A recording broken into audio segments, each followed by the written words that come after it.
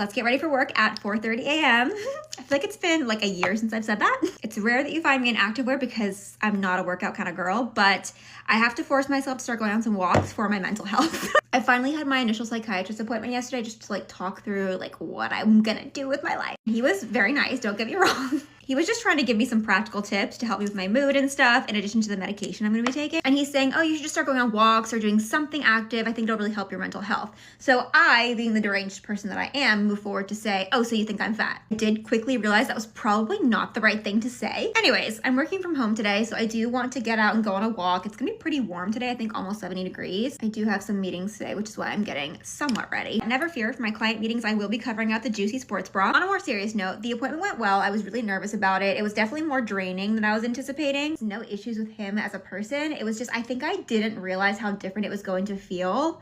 Well, one, having to give all this background and kind of like the Spark Notes version of everything that's gone on in my life this past year, all my trauma from ever, to not only another stranger, but a stranger who's also a man. I think the only male doctor I've ever had was like my dentist. I don't think it's a bad thing. Like, I'm gonna continue going to see him, but it's gonna be an adjustment, and it was very draining. I've gotten used to talking to my therapist. I think I've worked my way up the last year, like getting her caught up on like everything in my life, and like I'm comfortable with her. But the point of an initial psychiatrist appointment is for them to really just like get all of your background and get like a really thorough idea of like what you're going through, so they can accurately diagnose you and make sure that they're like telling you if they really think medication is the right thing for you and like which medication. So I kind of just felt a lot of pressure to like word vomit so much stuff. Not pressure from him, just like pressure I was putting on myself, I think. Because let's be real, these appointments are not cheap and he is out of my network. So it went well, but I would be lying if I said I didn't go to my car afterwards and cry for a little while.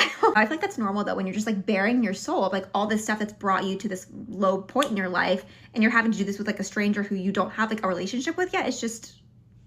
Also, just can't even make this stuff up. I had to go to Fresh Market afterwards to do some groceries. When I tell you I looked insane, like my eyes were so puffy because I've been crying. I was so drained. I looked like a zombie walking around the supermarket. A man asked me on a date, which never happens to me. Oh, God bless him. He was very sweet, but he was 23 years old. I think I've decided I'm not going to talk about the specific medication I'm going on, just because I know from people in my life, like in person and comments I've seen online, that people are very passionate about medications one way or the other. Like, and I get it, because obviously medication can really help your life a lot and change it, you know, for the better, or it can do the complete opposite. So I understand that, but I think every medication is going to react differently depending on like what you're dealing with and your specific brain chemistry. So I just don't think it's helpful to talk about specific medications, but I will talk about like my progress and how I'm doing. If I'm being honest, I was very close to actually canceling my appointment yesterday, because I've actually been feeling pretty good the last few days. Like, I've had a pretty good week. Yesterday was a good day. And so I was explaining to him this is what always